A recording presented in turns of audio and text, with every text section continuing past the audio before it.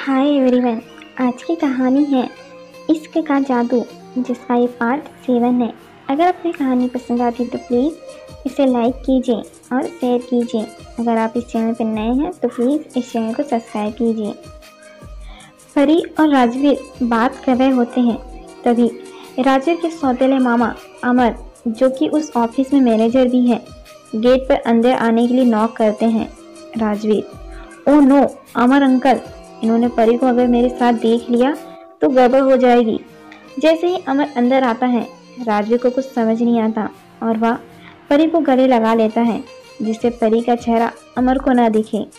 अमर राजवीर को ऐसे किसी लड़की के साथ देखकर थोड़ा सा चौंक जाता है, लेकिन अपने आप को संभालते हुए बोलता है, अमर, राजवीर तुम्हें पता है ना 10 बजे हमारी मिस्टर बजाज की कंपनी के साथ मीटिंग थी और अभी 11 बज रहे हैं। वे सब लोग आ चुके हैं, तुम भी जल्दी आ जाओ। राजवीर, उनको कहो अभी थोड़ा और इंतजार करें, राजवीर आने में टाइम लगाएगा। अमर वहां से चला जाता है और राजवीर ऐसे ही परी को हक करके खड़ा रहता है। परी का सर राजवीर के सीने पर होता है और उसे उसकी दिल की धड़कनें साफ सुनाई देती हैं।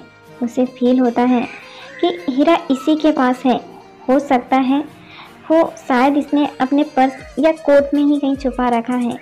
परी धीरे से अपना हाथ राजवीर के पैंट के पीछे वाली जेब में डालती है और पर्स निकालने लगती है। राजवीर उसका हाथ पकड़ लेता है। राजवीर, क्या कर रही हो परी, दिमाग घर पर है क्या? तुम जाओ यहाँ से, मुझे मीटिंग में जाना है। ऐसा बोलकर राजवीर परी को अपने से अलग करता है और बाहर जाने लगता है। परी भागकर वापस राजवीर के पास आती है और उसे जोर से हक कर लेती हैं। परी, मत जाओ, थोड़ी देर ऐसे ही खड़े रहो, और धीरे धीरे अपना हाथ पीछे ले जाकर फिर से राजवीर का पर्स निकालने की कोशिश करती हैं। राजवीर के चेहरे पर बड़ी सी स्माइल आ जाती है।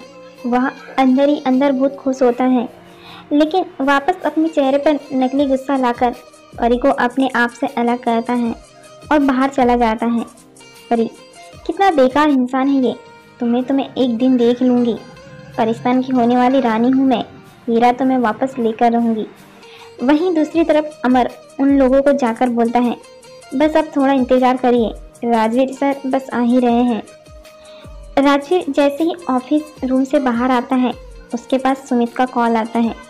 सुमित, बॉस आपसे अर्जेंट बात करनी है, ऊपर वाले फ्लोर की लेबोरेटरी में आ जाइए।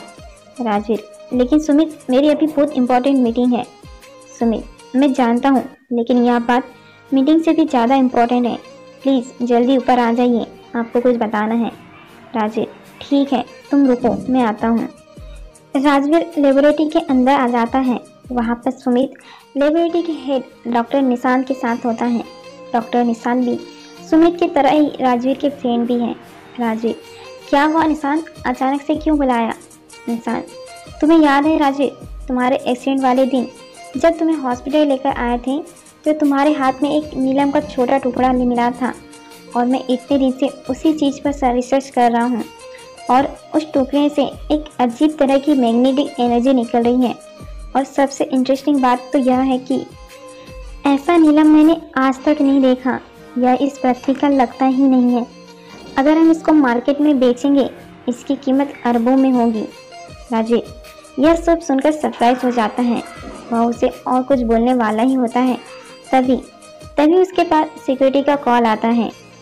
सिक्योरिटी, सर जल्दी से जल्दी नीचे बेसमेंट में आइए, यहाँ बहुत बड़ी गड़बड़ हो गई है, यह मैडम तो किसी से रुक ही नहीं रही है, प्लीज़ अब जल्दी आइए। राजवीर भागकर नीचे जाता है और देखता है एक लड़की अपने हाथ में लोहे का रॉड लेकर उसकी गाड़ी को तोड़ रही है। यह लड़की होती है निहारिका बजाज, दिखने में बहुत खूबसूरत, लेकिन परी से कम। उसकी एक नज़र ही लड़कों को दीवाना बनाने के लिए काफ़ी है। और बजाज ग्रुप ऑफ कंपनी के ऑनर की बेटी, जो कि आज राजवीर के साथ मीटिंग के लिए आई थी। राजवीर अपनी गाड़ी को देखता है और गुस्से में निहारिका को बोलता है, यह क्या कर रही हो, तुम्हारा दिमाग ठिकाने पर तो है, मेरी इतनी महंगी गाड़ी तोड़ दी तुमने। निहारिका, ओह हाय मिस्टर राजवीर, फाइनली आप आ गए। गाड़ी के लिए सॉरी, पर मेरा यही स्टाइल है। अगर आपको अपने पर्सनल काम से फुर्सत नहीं थी तो मीटिंग किसी और दिन रख लेते, मेरा टाइम तो वेस्ट नहीं होता। और वैसे भी मेरा एक एक मिनट बहुत कीमती है, बस इसीलिए यह कीमत मैंने आपकी गाड़ी से वसूल ली। ओके, बाद में मिलते हैं। राजवीर को उसका यह अंदाज़ा थोड़ा पसंद आता है। वह सुमित को बोलता है, इसके बारे में पता लगाओ। उधर राजवीर के घर पर रोहन अपनी पेंटिंग्स बना रहा होता है और साथ में 2 बॉडीगार्ड भी खड़े रहते हैं। रोहन, मैंने अपनी आज की पेंटिंग्स बना ली है, मैं अब बाहर जा सकता हूँ? मुझे मेरा फ़ोन, गाड़ी की चाबी दो। बॉडीगार्ड, हमें पहले बॉस से बात करनी होगी।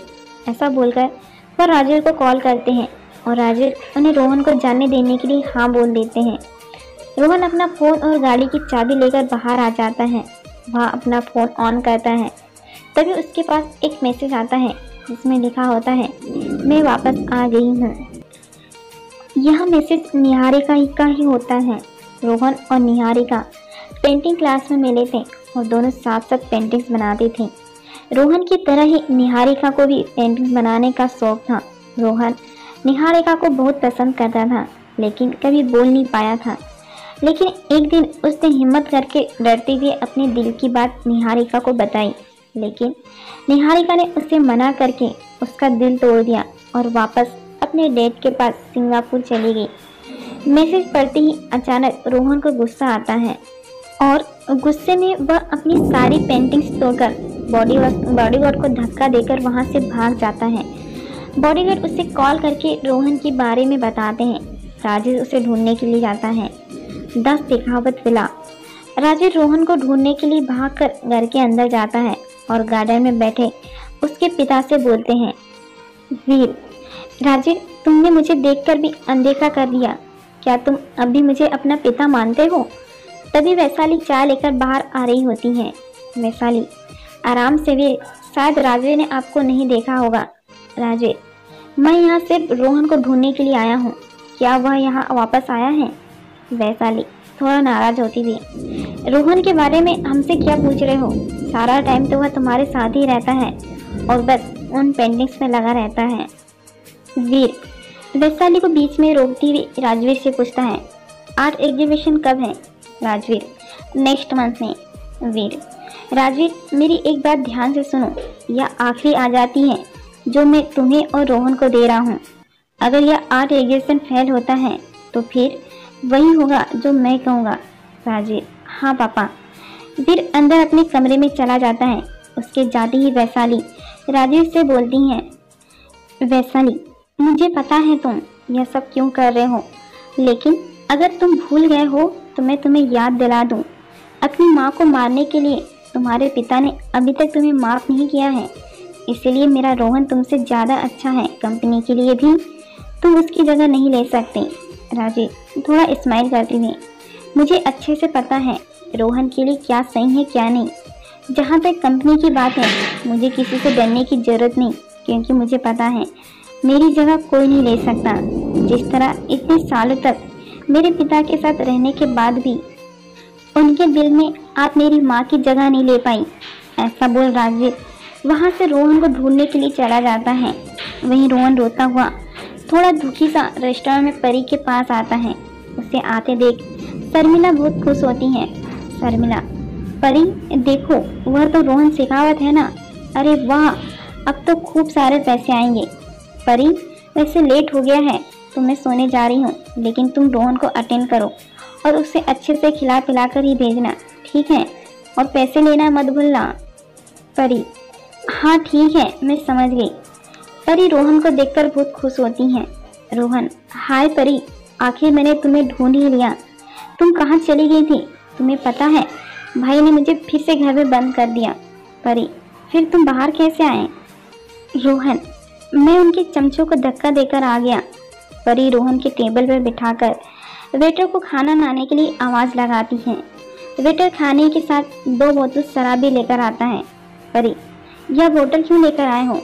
रोहन, यह मैंने मंगवाई है, तुम तो मेरे पास बैठो और बातें करो। रोहन और परी बैठकर बातें करते हैं। रोहन ने बहुत सारी शराब पी ली थी और वह परी को अपनी ओर राजवीर के बचपन की बातें सुनाकर हंसा रहा होता है। रोहन, और तुम्हें पता है फिर भाई पानी में गिर गए। रोहन और परी बहुत हंसते हैं और एक दूसरे को ताली देते हैं। तभी रोहन परी का हाथ पकड़ लेता है। रोहन, अरे वाह परी, यह तो बड़ी ही सुंदर रिंग पहनी है तुमने। परी कुछ बोल पाती उससे पहले ही रोहन वह रिंग परी के हाथ से निकाल कर देखने लगता है और उतनी ही देर में राजीव वहां पर आ जाता है।